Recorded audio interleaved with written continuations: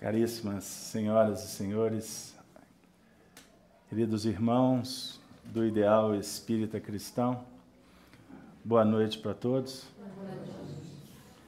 Que Jesus nos abençoe, que a espiritualidade coordenadora desse projeto bendito possa envolver a todos aqui nessa noite, das diversas dimensões que se intercambiam, dos amigos espirituais que vêm conosco aprender, como também aqueles que se encontram numa condição de necessitados, enfim, que todos nós possamos nos intercambiar nessas frequências do bem, do amor, da fé, nesse momento tão importante da nossa trajetória espiritual.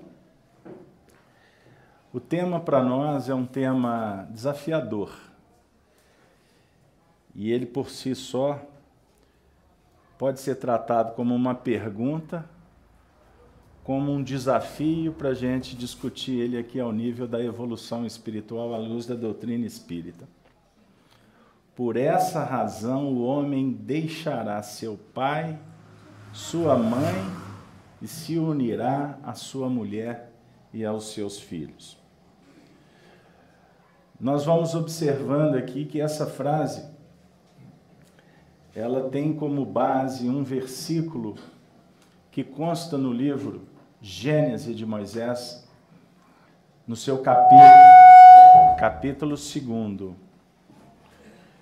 E eu vou ler o trecho de Gênesis, para a gente entender um pouquinho do porquê que essa frase foi escolhida para a gente conversar sobre ela aqui.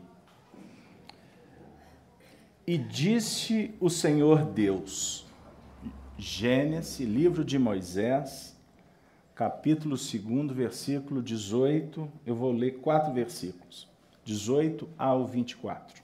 Vou soltar 2 aqui. E disse o Senhor Deus, não é bom que o homem esteja só. Far-lhe-ei uma mulher que esteja diante dele. E então o Senhor Deus fez cair um sono pesado sobre Adão, e este adormeceu. E tomou uma das suas costelas e cerrou a carne em seu lugar. E da costela que o Senhor Deus tomou do homem, formou uma mulher e trouxe-a a Adão. E disse Adão, está agora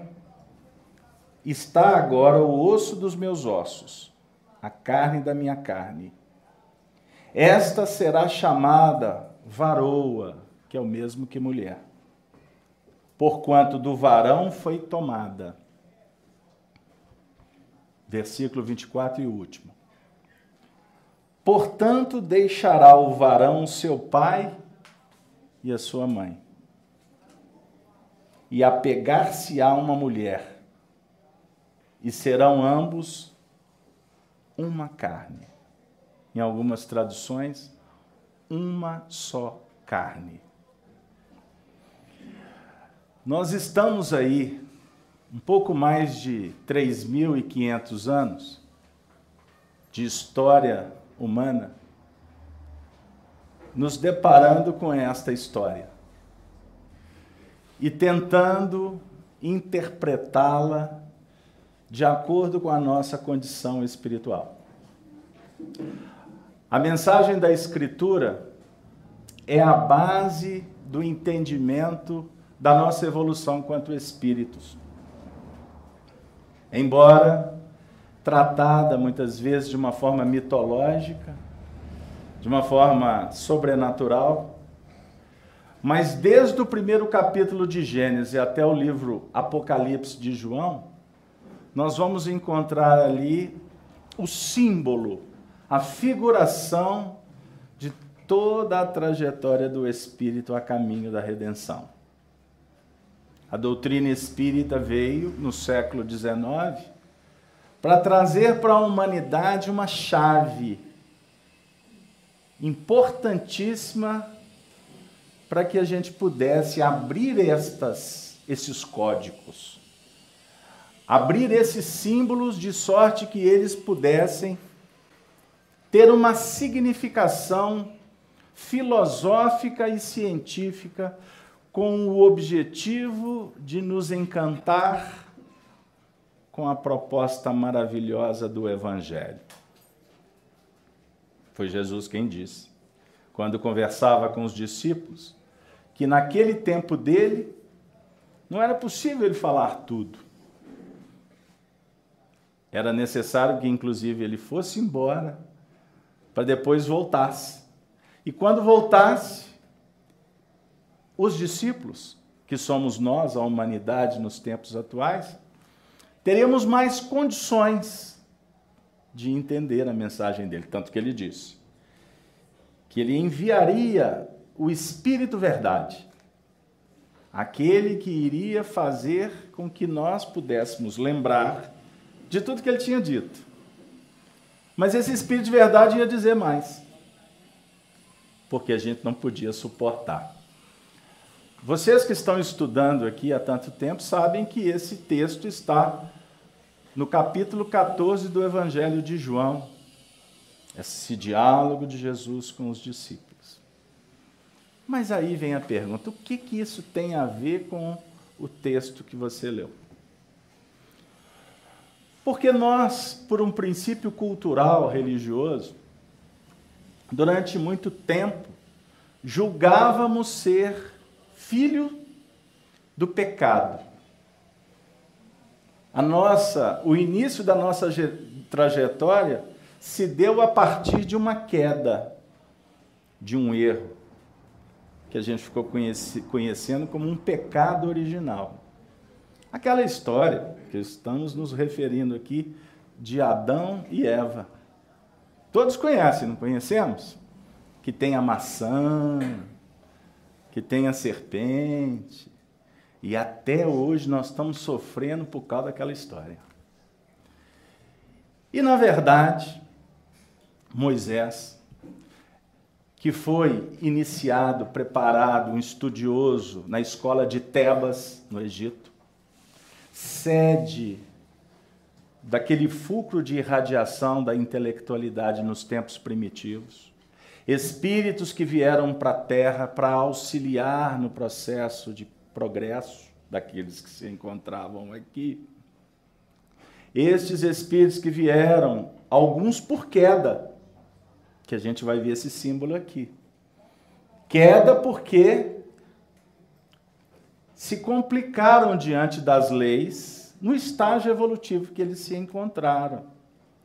Então, por um processo chamado de degredo, vieram para a Terra, porque o mundo que eles viviam passava por um processo que o nosso mundo vive agora, que é o que a gente escuta como um processo chamado de um processo de transição, aonde o nosso planeta, a humanidade, está sendo guindada, convocada para dar um passo adiante na evolução e entrarmos num período chamado regeneração.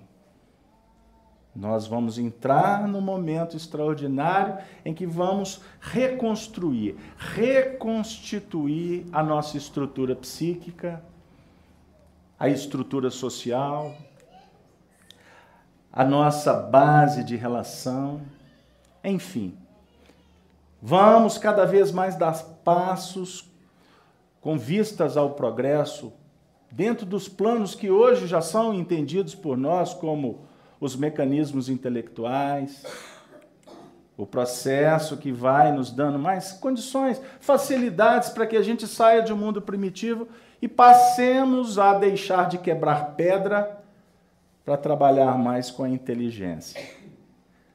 Mas para a gente chegar nesse patamar, é necessária uma caminhada longa, aonde nós vamos sendo convidados para vencer os nossos instintos inferiores, domar as nossas paixões, caminhar por uma senda de cada vez mais ampliar a nossa sensibilidade, a nossa capacidade de intercâmbio, inclusive com aquelas frequências ou com aquelas dimensões que nós ainda não conseguimos alcançar. Porque ainda somos muito primitivos. A nossa sensibilidade ainda é embrutecida. Temos dificuldades de acompanhar, de interagir de uma forma objetiva com o próprio mundo espiritual que nos circunda. Aqui agora nós estamos num conclave extraordinário de encarnados e de desencarnados. Agora, o mundo dos espíritos não é um mundozinho ou um mundo apenas que lá estão todos os espíritos. Na verdade, são muitas dimensões. E em cada delas, nós vamos encontrar espíritos que ocupam, que vibram nessas faixas, que estão constituindo-as, sustentando-as. Então nós temos dimensões mais densas, próximas da gente, como regiões espirituais mais sutis, aonde nós vamos encontrar a frequência dos espíritos superiores. E não estou falando nenhuma novidade, porque eu sei que vocês são estudiosos. E eu, como citei o capítulo 14 de João, vou voltar a ele, para citar o primeiro versículo, quando Jesus disse assim, agora para nós: não se turbe o vosso coração. Credes em Deus, credes também em mim. Na casa de meu Pai há muitas moradas. Tem muitos de nós que ficamos expectantes das moradas objetivas. Mas a nossa conversa com o Evangelho agora é num nível mais profundo. Vamos falar das moradas que são estado de alma. E foi o próprio Allan Kardec que nos interpreta, nos projetando para uma análise cuidadosa. Quando ele diz, no capítulo 3 do Evangelho segundo o Espiritismo, que a casa do Pai é o universo, as moradas são os mundos.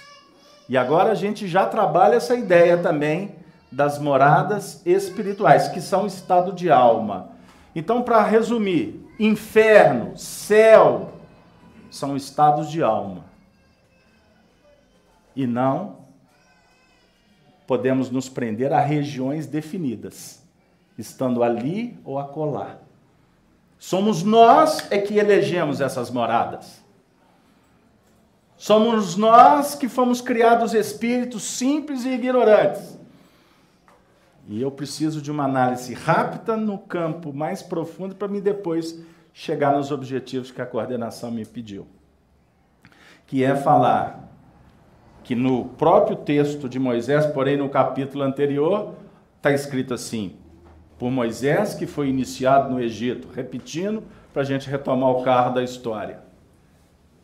E disse Deus, haja luz. Este é o grande mandamento. Haja luz. A luz é a expressão máxima do amor. Ou a essência do amor, vamos chamar assim. Isso é importante a gente entender. Eu não vim aqui discutir quando o mundo foi criado. Existem espíritas que ficam discutindo quando e como os espíritos foram criados. Allan Kardec chama atenção para termos cuidado com esse assunto. Está inserido no livro A Gênese, na tradução da versão original. Ele diz assim, o espírita não pode perder tempo em querer determinar o que é indeterminado. O espírita trabalha com o que é possível, com o que é dado, inclusive, para se comprovar. Porque temos que ter na doutrina a lógica, o bom senso, porque senão é viagem na maionese, como a gente fala por aí. Mas voltando, o que importa aqui para nós é trabalhar o lado moral, embora não possa fechar os olhos para as questões filosóficas científicas. Disse Deus, haja luz, a ciência discute o Big Bang. Um dia, um tempo, se a expressão correta é falar de tempo, que automaticamente serei convidado a falar de espaço, Mas o ato da criação, que é um mistério extraordinário, define a vida. Isso para nós nos importa, porque nós somos frutos. Nós somos um resultado de um ato, de uma causa. E se somos, no dizer de Kardec, inteligentes, porque a inteligência é atributo do espírito, está lá no Livro dos Médiuns, no Livro dos Espíritos. André Luiz, décadas à frente, vai dizer que a inteligência é atributo da mente. A inteligência é que projeta os nossos pensamentos, vamos dizer assim. Então nós trabalhamos hoje num campo chamado o campo mental. A região espiritual que nós somos responsáveis, construtores e copartícipes é uma faixa chamada mente. Essa mente, então, projeta pensamentos, e os pensamentos, eles são engrinaldados pelo sentimento. Pensamento, diz Emmanuel, é energia eletromagnética. Então, ela tem peso, tem direção, tem cheiro, tem cor, tudo isso é pensamento. E hoje já é mensurado. Hoje, para nós, não precisa de entrar para o centro espírita para a gente discutir a importância do intercâmbio mental. Somos capazes de identificar pensamentos. Não é assim? Quando o marido e a mulher vão para o supermercado da época de Natal, eles se perdem lá dentro. Aí um vai lá para a região do sapato, o outro vai para a região dos comes e bebes, aí de repente se perdem, porque é muita gente, né? Aonde está meu amor? Aí fecha os olhos. Eu acho que está por aqui, na região do sapato. Aí caminha para lá. Bem, eu pensei que você estivesse aqui, não é que você está? Tem hora que é coincidência, no sentido que ela gosta da região do sapato. Inventei aqui, pode ser outra. Mas o grande lance é que muitas vezes a gente se depara com a captação de uma onda mental e na prática a gente vê que o místico vai dizer assim, um espírito me intuiu. Que espírito, que nada. Você captou a onda mental, porque eu acho que os espíritos têm muito mais o que fazer do que ficar dizendo para a gente aonde que o meu amor se encontra. Nós recebemos influências. Questão 459, que vocês têm estudado aqui no Livro dos Espíritos, né, Paulo Pino? Vocês têm batido nisso aí. Influencia os espíritos em nossas vidas? O povo aqui está afiado. Mais do que imaginar. De sorte que eles que vos dirigem. É vos, não é nos. Mas a ideia é, vamos sair do místico. Vamos para o plano operacional. Então nós vivemos num regime extraordinário de convivência. Por quê? Disse Deus, haja luz, e o Espírito foi criado. E a destinação do Espírito é a perfeição. E dentro do mecanismo da evolução, o Espírito vai desenvolver os planos da afinidade. Por quê? Hoje, a microbiologia estuda o fenômeno das células e já se identifica que existem células que são extremamente sensíveis e que potencializam e que trabalham com as suas polaridades. E que essa polaridade define para uma célula, por exemplo, um mecanismo de movimento da direita para a esquerda, onde essa célula pode estabelecer um trabalho no campo da imunologia.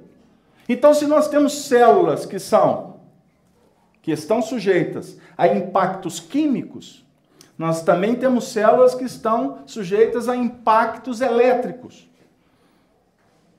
Então, as células têm polaridade.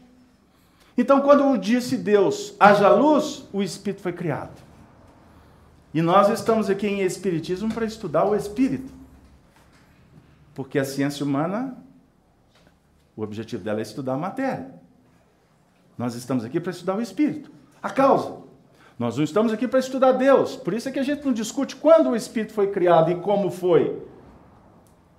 Mas nós estamos aqui para nos deparar com uma realidade, que é a realidade espiritual sua, minha, de cada um de nós. Então nós, como espíritos, vibramos em faixas energéticas. irradiamos energia. Essas energias são detectadas e precisam de ser compreendidas para que eu possa aprender a lidar com essas energias que dimanam da minha alma. Como é que é teu nome, amigo? Sim? Frederico. Frederico, disse Deus, haja luz. O amor se fez. Nós somos criados e liberados, vamos dizer assim, no universo, para aprender a amar, para aprender a se desenvolver em diversas frentes que a vida vai nos oferecendo para operar, para que nós cresçamos no amor daquele que foi a causa das causas. Então nós fomos criados com um potencial masculino, com um potencial feminino, ou com cargas positivas, com cargas negativas, como os chineses trabalham, o lado passivo, o lado ativo. Nós não estamos falando de orientação sexual. Nós estamos falando aqui de potência da alma. Fechou? Por isso é que o espírito é convidado para tirar de dentro de si mesmo, buscar na sua realidade espiritual toda esta projeção extraordinária da luz. Poxa, Carlos Alberto, mas até agora você não falou do Adão e da Eva. Bom, eu não vim aqui falar de Adão e Eva. Eu não vim aqui para trabalhar aspectos que são miraculosos. Nós viemos aqui para tirar o espírito da letra. Para dizer para vocês, inclusive, que Adão, na verdade, significa, a etimologia define a palavra homem. E, na verdade, a Eva representa as expressões do sentimento, que é uma projeção do espírito a partir do instante em que ele vai chegando numa fase em que a consciência começa a se despertar. Então eu vou chegar na seguinte condição de afirmar que nós temos o potencial masculino e o potencial feminino. Então, Adão e Eva, na verdade, são expressões da nossa alma. E o que tem a ver a história da maçã? O que tem a ver a história da serpente? Eu não vim aqui para falar delas. Eu vim aqui para dizer o seguinte, que quando Deus, que na verdade não é uma conversa de Deus com um homem que ele criou, e a partir dali, hoje somos quase 8 bi, de um casal, fomentou toda essa população extraordinária da Terra e do espaço, nós viemos aqui para dizer que a proposta do Espírito na evolução é criar um mecanismo para que ele desenvolva a asa da razão e a asa do sentimento. A sabedoria e a sua capacidade de se intercambiar nas bases do amor. Não quero filosofar para não ficar abstrato.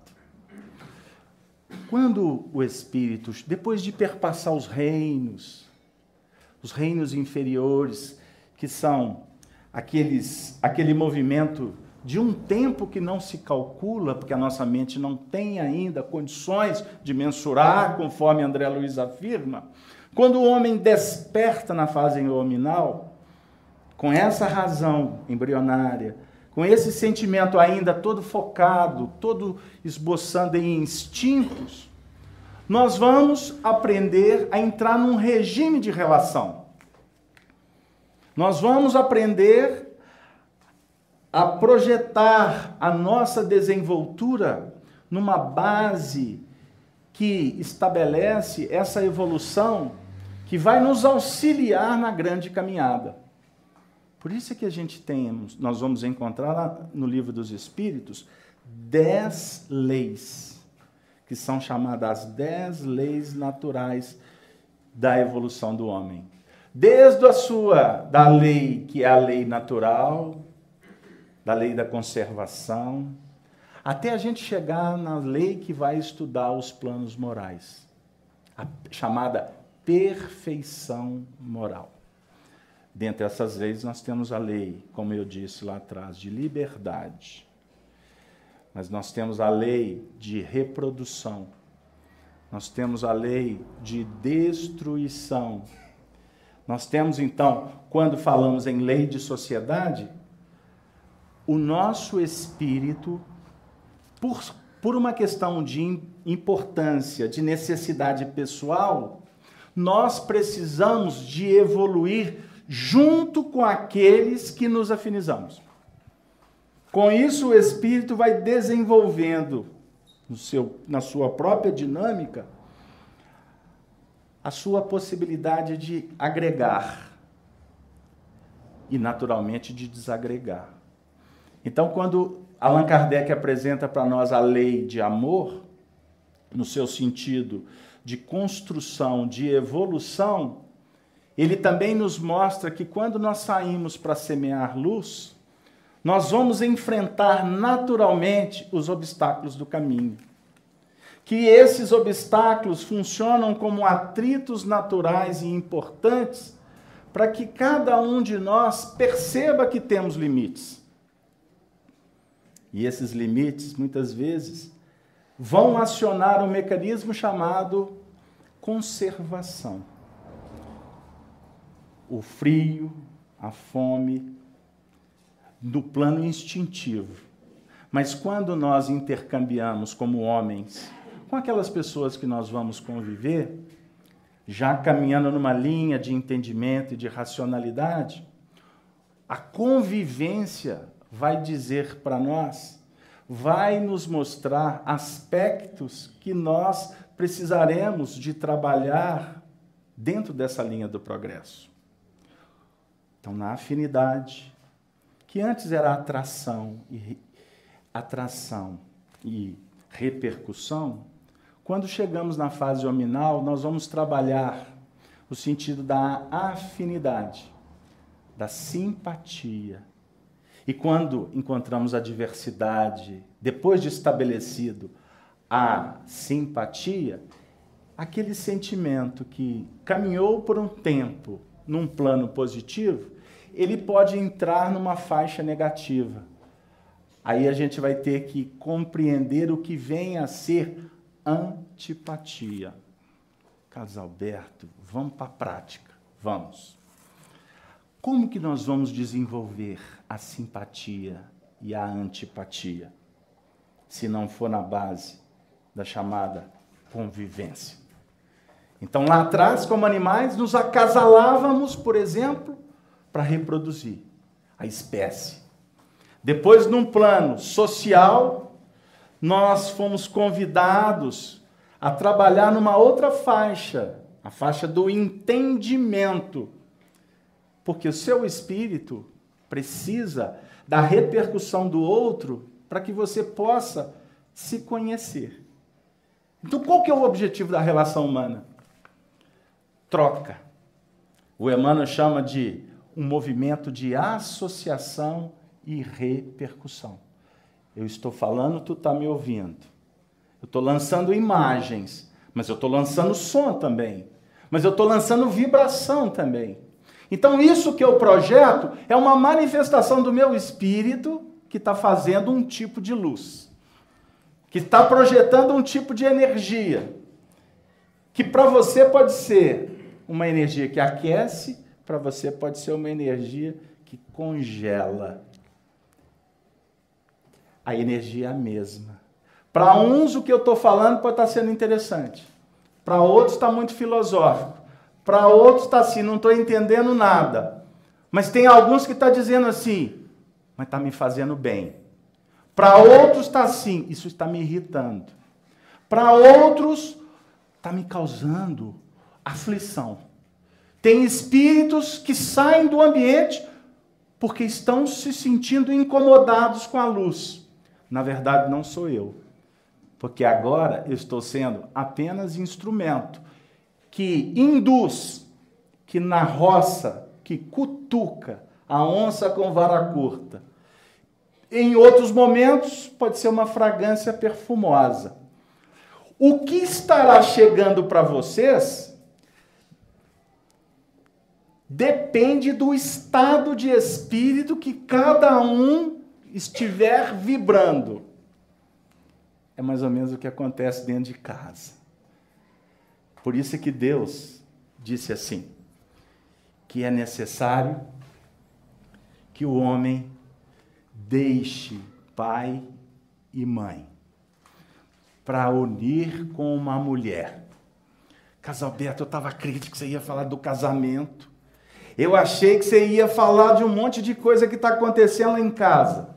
Olha, eu não posso fazer isso, porque, por certo, eu vou me complicar. Porque, na verdade, quando eu estiver falando do que está acontecendo no plano social, eu estarei falando do que vai estar acontecendo lá em casa. Porque diz o Jung que Paulo, quando fala de Pedro, Paulo não fala de Pedro, Paulo fala de Paulo. Então nós viemos aqui para despersonalizar e criar uma situação de sorte que a gente possa entender como é que funciona o mecanismo. Porque a interpretação no plano operacional da vida, ela tem que ser de dedução pessoal. Fechou? Então nós convivemos, nós necessitamos uns dos outros, porque é necessário que a cada momento da minha evolução eu deixe o homem, razão, sentimento, que já construiu um piso, para que eu possa me unir com uma outra mulher, com uma nova proposta. Porque nós aceitamos o convite pelo plano do sentimento. Por isso é que é mulher. Por isso é que nós vamos encontrar muitos textos no Antigo Testamento que são tidos como textos machistas, preconceituosos. Aliás, tinha que ter sido escrito assim, porque na sociedade era assim. Mas hoje, com o Espiritismo, a gente desmistifica, a gente sai de um contexto de um mundo primitivo e a gente começa a conversar sobre o plano do entendimento espiritual, como é que se dá. Está complicado. Sua mente é um espelho, diz Emmanuel. Qual que é a função do espelho? Refletir. Fechou? O Emmanuel diz o seguinte, que existe um fator na nossa casa mental chamado vontade. E que essa vontade é que posiciona o espelho, de sorte que eu possa refletir aquilo que me interessa. Ok? Então, se a minha vontade é uma boa vontade, eu vou posicionar esse espelho para refletir o que realmente será produtivo para mim. E quando eu receber a imagem que chegar para mim, o meu papel é decodificar essa imagem e transformar essa imagem de sorte que ela possa ser produtiva para o meu crescimento espiritual. Aí o Emmanuel também disse o seguinte, você sabe por que a gente vive em família? Porque a família é o centro essencial dos nossos reflexos. Por isso é que nós saímos da condição do homem velho para casar, para se vincular, para estabelecer uma outra relação, para encontrar um novo território, novas pessoas, num tempo diferente, para que eu possa evoluir naquele estágio que eu atingi. Então, as famílias se reúnem com qual objetivo? De estabelecer uma base do progresso de cada um, se tornando, com o passar do tempo, a base da evolução social. Por isso é que nós vamos encontrar no Livro dos Espíritos a afirmativa que a família é a célula base da sociedade. E qual é, inclusive, para mim não perder a viagem, a tática dos espíritos das trevas? Agir de sorte a tirar, a desestruturar a base moral da família, porque trabalhando lá na base, você naturalmente terá resultados carcomidos, enfermiços, dilacerados, que refletem na sociedade como um todo. Cada um tira a sua conclusão dentro desse painel social que nós vivemos atualmente. Então, vivemos em parceria. Somos gregários. A lei de sociedade define para nós a importância de trabalharmos os nossos sentimentos, desenvolvendo as nossas afinidades, e, ao mesmo tempo, existe uma lei de cooperação que nos ajuda a lidar com aquelas almas que vamos ser obrigados, num contexto, entre aspas, a conviver, que não refletem exatamente o que nós queremos, mas elas dizem para nós sobre o que nós precisamos. Aí nós vamos agora para o Evangelho segundo o Espiritismo, para deparar com o ensinamento desafiador nos dias atuais.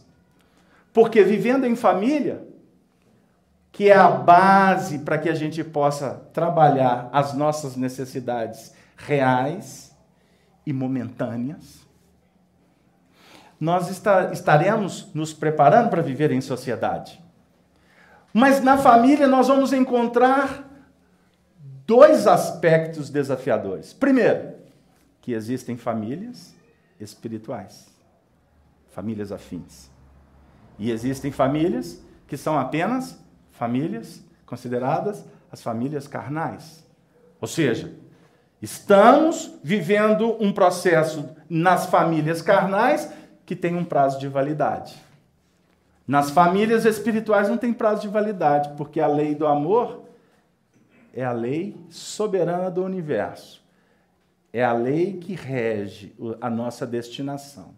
Então o amor não se perde. O amor se expressa. Ele está acima do tempo e do espaço.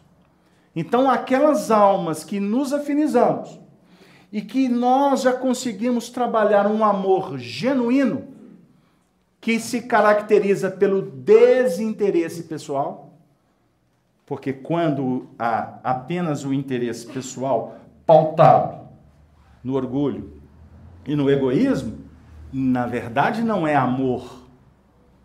Na verdade são expressões que falam de sensações e de emoções. E que, na verdade, então, estabelece responsabilidades e necessidades de reajustes, que até então, antigamente, a gente falava que era pagamento.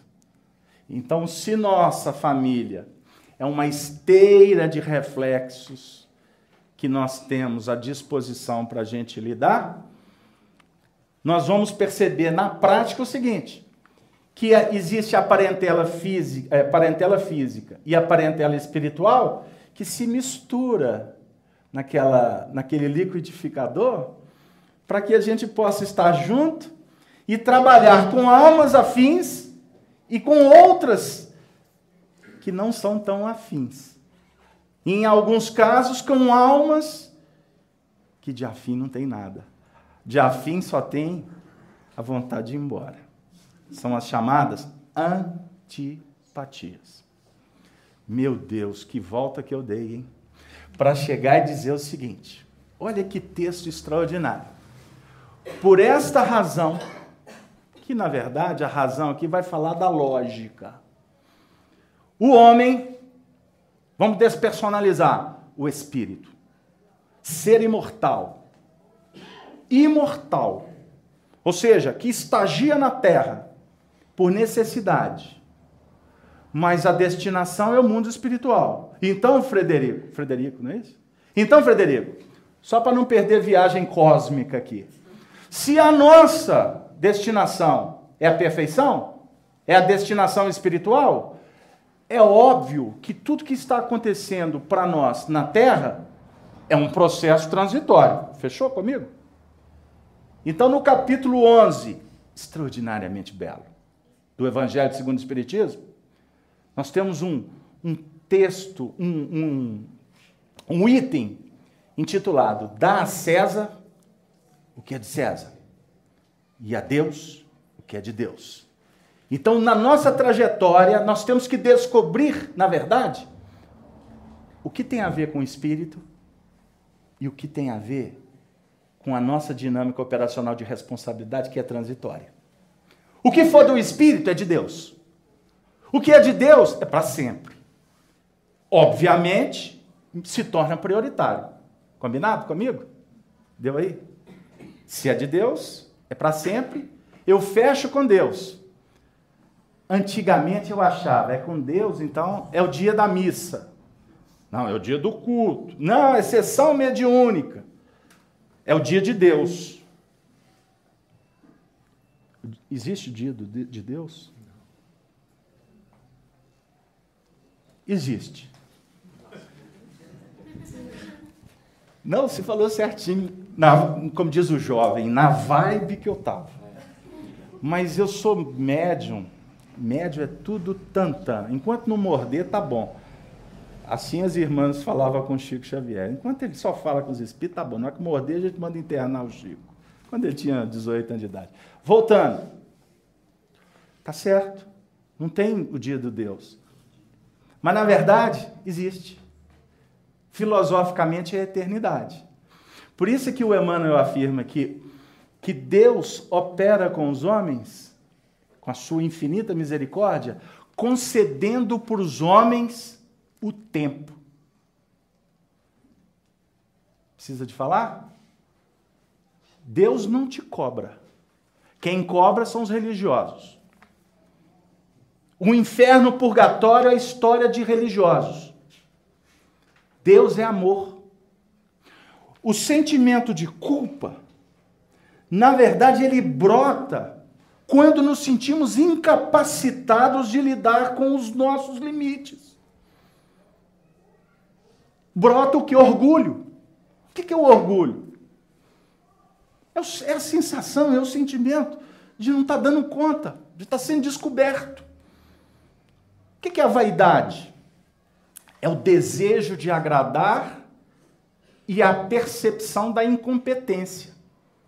É um misto de orgulho com presunção. Por isso que o amor não é vaidoso, não é orgulhoso. O amor é como Deus é. Certa feita perguntaram para o John Lennon, qual que é a definição que ele podia dar de Deus? O Lennon, muito irreverente com a sua cabeça, Deus é eterno, perfeito, amor. Então ele não cobra. Ele não é vaidoso, ele não é caprichoso. Qual que é a dificuldade do espírito? É começar a compreender isso. Por isso é que vem o texto trazendo Adão, que é o simbolismo do homem que está se despertando. Esse homem, quando ele vai se despertar, no Livro dos Espíritos a gente aprende que ele tem que aprender a deixar. Porque o sofrimento nosso está na razão direta do nosso apego. É isso aí, Júlio? Questão 893? O Júlio que gosta das citações. Apego. Por que um espírito sofre em família? Porque somos apegados. Apegados a quê? As nossas presunções. Nós transformamos as pessoas em objetos. Minha mulher. Nossa, vou arrumar uma confusão aqui agora. Sua mulher? Ô, gente, entra em prece. Júlio, médium de sustentação. Sua mulher, a casa aberta, 28 anos. Na década de 80, 70, tinha um samba que falava assim, a nega é minha, ninguém tasca que eu vi primeiro. Os antigos aí da minha época vão lembrar. É minha, ninguém tasca que eu vi primeiro, é minha. O meu pai, a minha mãe, o meu marido também, né? Tem que puxar a outra sardinha. Aí desencarna, geralmente desencarna onde tem mais apego. É igual eu costumo dizer, aquela casa que tem uma muleta para todo mundo é a próxima a desencarnar. Ou o próximo. Porque aí até fala assim, pô, mas só morrem os bons. Só fica os mais ou menos os ruins. É porque, na verdade, a espiritualidade trabalha de sorte que a gente aprenda a deixar, abrir mão. Para isso tu tem que amar. Amar nesse movimento de libertar, de conceder, de abençoar. Não é assim que estudamos o Evangelho? Vocês nunca vão ver Jesus sentado. Os textos assim, e aí Jesus foi sentando, foi passando, porque o amor não é água estagnada em lugar nenhum. O amor é fonte para a vida eterna. Não é assim que a gente aprende com o Evangelho? Então o homem tem que deixar. Nós temos que começar a abrir mão, no sentido de vencer tempo e espaço, inclusive quando a gente lida com a desencarnação. É duro.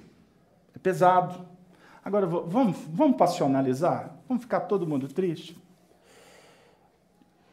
Mas, na verdade, é dura a desencarnação porque existe um sentimento de apego, utilitarismo e, acima de tudo, de falta de entendimento no que remonta à eternidade. Porque ninguém morre. Olha como que o Espiritismo vem nos consolar. Ninguém morre. Não tem umas músicas que fazem muito sucesso, que a vida é partida e chegada, e a gente canta. Aí manda o vídeo no WhatsApp, fica todo mundo sensibilizado. Estuda o Livro dos Espíritos, vem para o Centro Espírita, né, Rogério? Participa de reunião médica, tem médium que conversa com os espíritos, aí desencarna o filho e entra em parafuso. Mas você conversou com os espíritos a vida toda. Mas agora é o meu filho. Ai, meu Deus, para que eu entrei nessa senda? Porque conversar com amor de mãe é complicado. Porque até o Chico dizia que existem dois amores que não se discute. O amor de Deus para conosco e o amor de mãe, que é sublime. Mas ainda é um amor temporário. Um amor que se vincula num plano muito objetivo. Então, é necessário deixar seu pai, sua mãe, sua irmã, sua mulher e seus filhos. Por quê? Aí a gente vem para o plano interno. Então, mãe, filho, mulher, pai, tio, está dentro da gente. Na verdade é isso. Temos os espíritos afins. Existem almas que existem discussões extraordinárias que a gente não tem condição de entrar. Mas a gente subentende o Emmanuel falando que existem grupos que praticamente desde o início da trajetória evolutiva se irmanam num amor sublime, puro. Porque amor é o sentimento mais puro. Na verdade, se a gente for querer escalonar amor, porque começa no instinto e vai chegar no amor sublimado, aí a gente fica assim, agora é esse departamento, é esse. Mas na verdade, nós estamos o tempo todo trabalhando aspectos que envolvem o nosso instinto, a nossa sensação, os nossos desejos e também o nosso amor. Amor carnal. Mas existem expressões de um amor que já estão muito acima, que o Emmanuel trata no Consolador do amor que transubstancia o que é objetivo. Parentela corporal, parentela espiritual. Voltando, temos lá dentro de casa. Existem casos que num grupo de 12, você tem lá 3 espíritos que são almas afins. 9, aí você biparte em 3 grupos.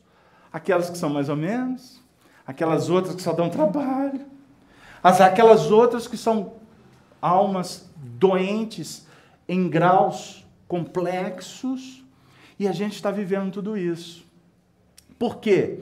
Aquelas almas que nós já possuímos um nível de interatividade extremamente legal, que tem retroalimentação, elas funcionam, elas representam como se fosse um oásis que nós vamos encontrar numa jornada, num território muito árido. É a providência divina, certo? É a providência divina, é irrigação de amor. Existem aquelas que são as que estão aprendendo conosco, temos dificuldades com elas, mas na hora H, um apoia o outro. Porque cada um ali, num grupo de 12, cada um tem 11 dificuldades. Então imagine esse grupo de 12 representando um fluxo irradiador educativo para todos. É misericórdia da providência divina. o que também define para nós que nós não podemos ficar muito tempo nesse grupo. Nós precisamos de estagiar em outros grupos. Foi o que Jesus tentou nos mostrar, num símbolo maravilhoso, quando ele se encontrava numa festa, na bodas, chegaram para ele e informaram: sua mãe e seus irmãos estão lá fora. Jesus olha para os discípulos e fala: quem é minha mãe? Quem são meus irmãos? A não ser aqueles que fazem a vontade do meu Pai. Aí ele está falando de um plano de interação por ideal. Ele está falando sobre ele estava trabalhando uma indiferença, um desrespeito com aquela que foi o anjo que o acolheu? Vamos pensar. Ou ele estava nos dizendo que nós precisamos de ampliar a nossa capacidade de amar num nível universalista. Então essas almas que estão conosco no dia a dia, que nós amamos profundamente, vamos trabalhar de sorte que a gente possa deixar tudo aquilo que conspurca. Porque por mais que a gente ame, que a gente possa ter alguma convicção que existe uma identidade perfeita, se a gente for fazer uma ressignificação, vamos observar que nós estamos conspurcando alguma coisa. Nós estamos perdendo tempo com alguma coisa. E, na verdade, o amor, como ele é eterno, os poetas afirmam em músicas, nas cantigas, nos poemas, nos livros, e muitas vezes a gente esquece de pôr em prática. Ame como se não houvesse o amanhã. Eu vou usar só essa expressão. Ama como se não houvesse o amanhã. Ou seja, ame aquele que está com você, como se amanhã você não estivesse com esta pessoa. Não no sentido assim, ter que aproveitar até o máximo. Não é. Ama com pureza. Ama com entrega. Ama aproveitando, sim, a oportunidade de oferecer tudo que você puder de oferecer de melhor. Obviamente, respeitando as linhas da educação, não é? Abrindo mão do maternalismo e do paternalismo quando pais, porque o amor pode estar sendo confundido como mercado, como troca, eu te dou e você me dá, ou para suprir as minhas próprias carências. Tem muito papai amiguinho de filho por aí, porque não teve uma possibilidade de uma interação mais harmoniosa com o pai dele, e ele quer fazer da relação dele agora com o filho algo que sublime um outro movimento que ele vivenciou. Aí muitas vezes ele, ao invés de educar, ele desvia o próprio filho pela sua incapacidade de compreender o fenômeno. Entenderam, gente? Amar no sentido, sua mãe está aí? Até quando tu vai usar Facebook? Pega o carro, vai lá, abraça ela. Dentro da sua casa, o momento da interação, da alimentação, desliga a televisão, desliga o celular. Lá em casa é ordem. Posso ir para o umbral, mas sentou para se alimentar, celular na mesa não entra. Pode estar com um pepino que for na rua. Se desencarnar, desencarna para lá. Aqui agora é o momento de um olhar para o outro. Porque amanhã, gente, nós não podemos perder a oportunidade ou perder para uma máquina que foi desenvolvida para facilitar, para auxiliar em alguns processos. Mas a gente evolui dentro da família olhando no olho do outro. É muito fácil no telefone resolver o problema, mandar e-mail, o WhatsApp. Tem pessoas que viram verdadeiros gladiadores, né, Paulo?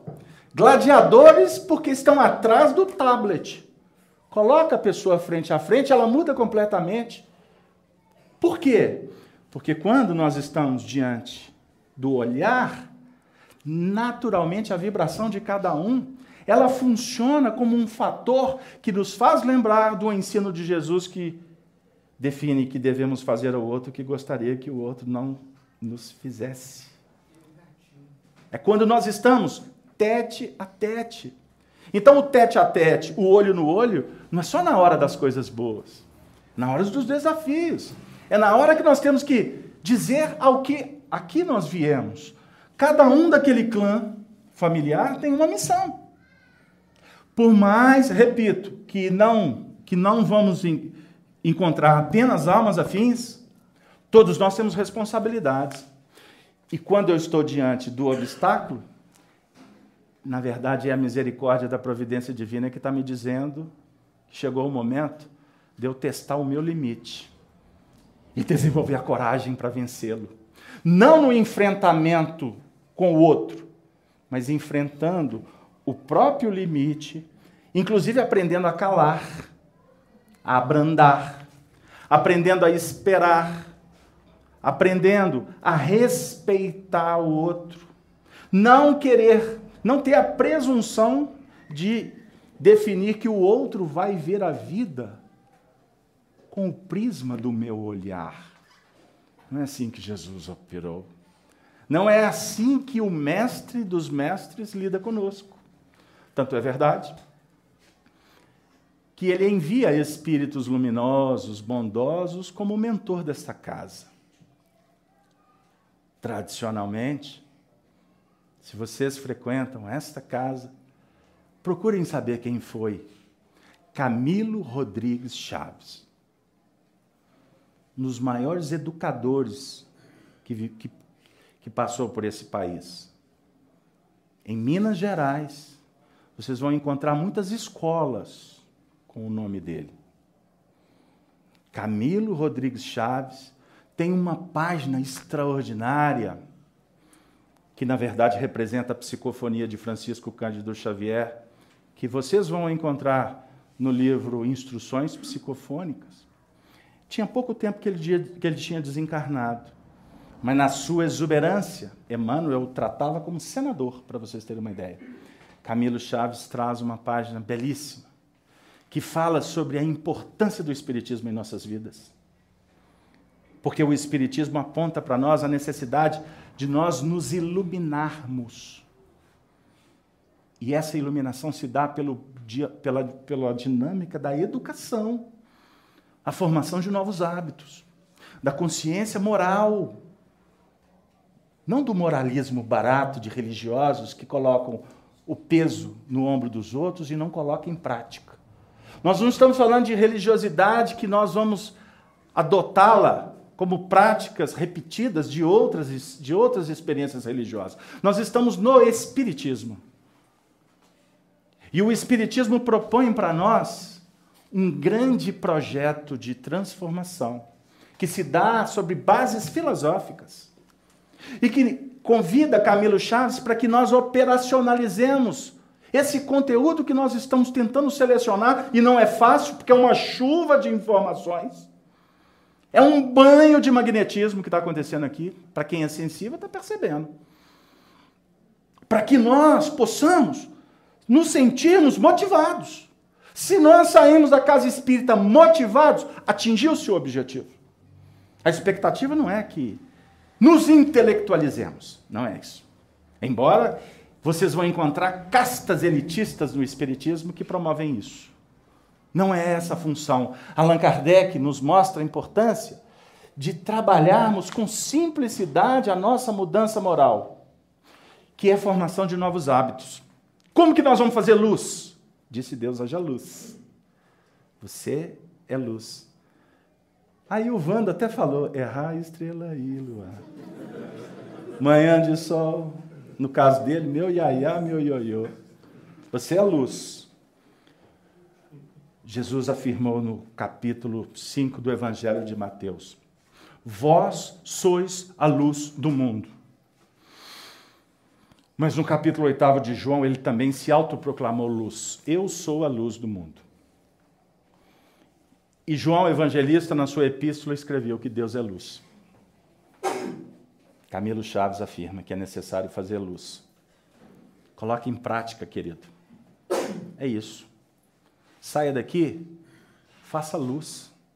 Não espere que o outro faça por você, porque o Camilo Chaves não vai fazer luz para ninguém. Ele não é tarefa dos espíritos. Não é o papel de Allan Kardec e de Jesus ir na nossa vida para dizer o que nós temos que fazer. Isso é misticismo. E tem espíritos por aí que ficam ditando a regra para a vida dos outros.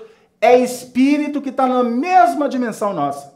Porque os espíritos superiores, eles nos inspiram, nos acolhem, nos envolvem, oferecem um magnetismo para que a gente se vitalize, sentam do teu lado quando você não percebe, mas naquela hora de mais dor, sentam do teu lado, pega na tua mão, você só sente carinho. Porque espírito superior não entra na tua intimidade para avaliar o que é que tu faz. Isso é tarefa de trevoso. Espírito superior, ele é como a mãe, que sempre olha para o filho e fala assim, meu lindinho, meu anjinho, ele está lá na cadeia, 30 anos, e a mamãe está indo lá levar tudo que ele pede. É amor. Amor que não julga.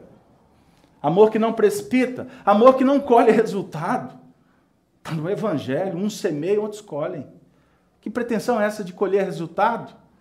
Que bobagem é essa de querer família perfeita? Casa espírita perfeita? Dirigente maravilhoso? Que história é essa de esperar que o outro nos faça feliz? Mas até hoje, 27 anos que eu faço macarronada para aquele desgraçado, ele nunca falou para mim que está bem temperada. Isto é amor. Você está cumprindo uma obrigação. Fala para ela não fazer macarronada para ele. Você é boba. Não, mas eu faço. Porque, na verdade, ela está fazendo a macarronada porque ela está na primeira milha.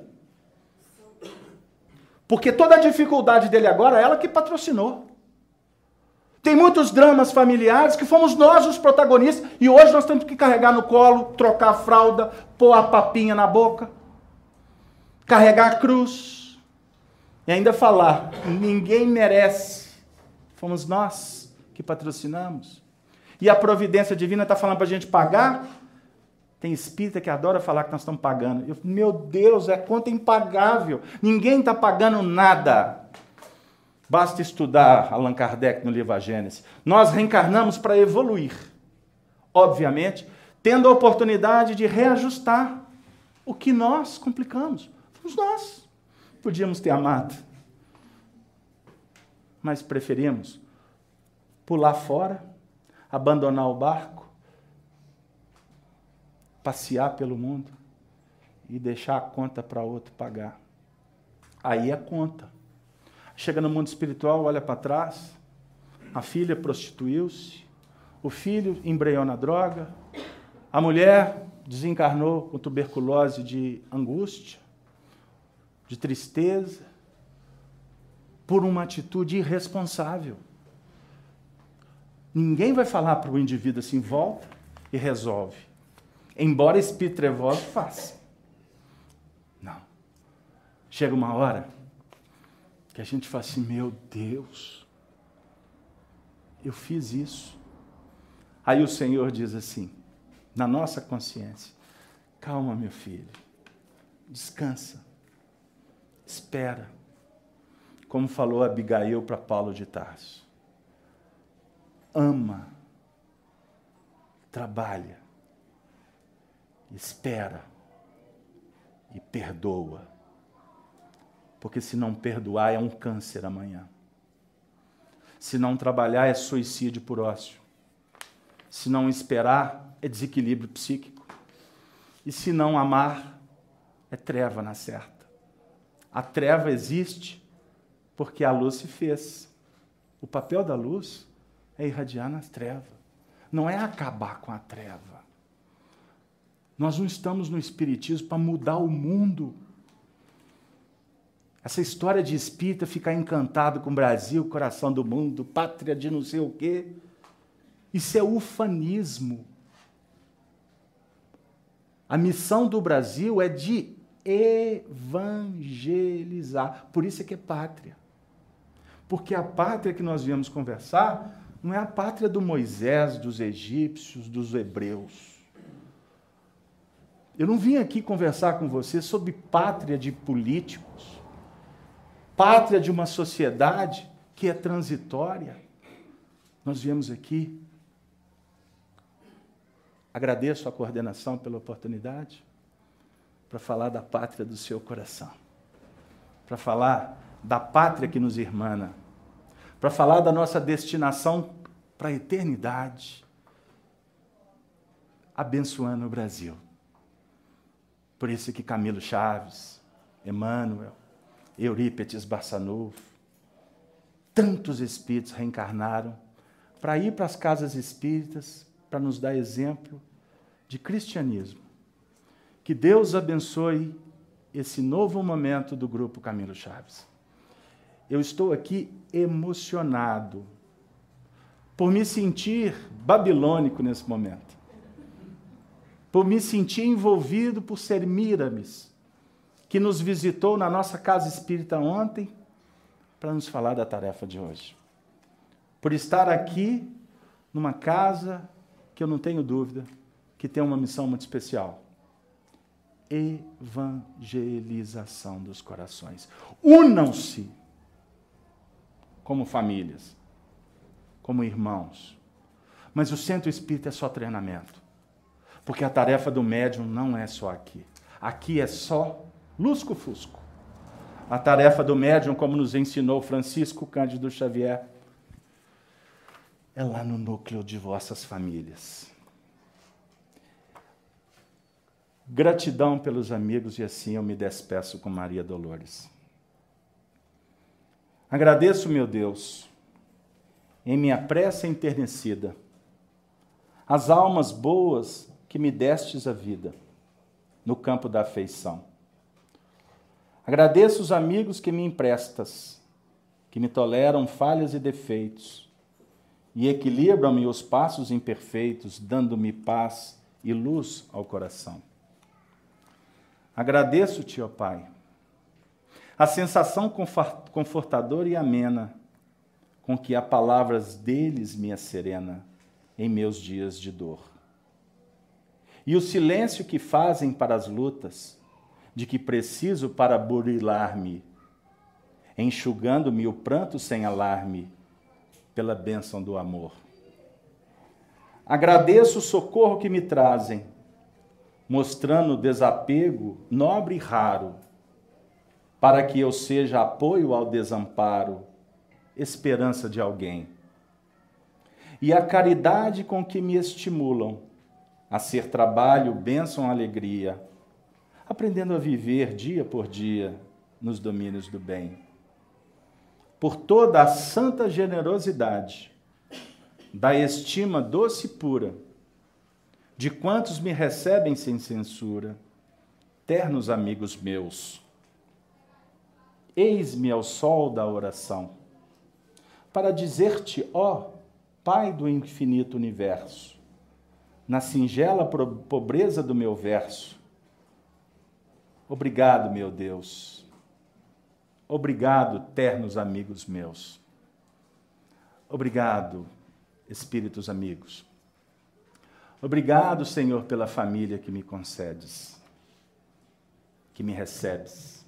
Obrigado, Senhor, pelo dom da vida, pela oportunidade de servir e marchar, pela dádiva de amar, de poetizar e de me encantar com a excelsa expressão do Evangelho. Ponte de luz que me faz, que me coloca de joelho aos pés de Jesus. Muita luz. É o que eu desejo. Como a alma desvalida, acolhida nesse regaço de bênçãos. Que esta casa possa representar sempre a manjedoura bendita do menino Jesus. Muito obrigado.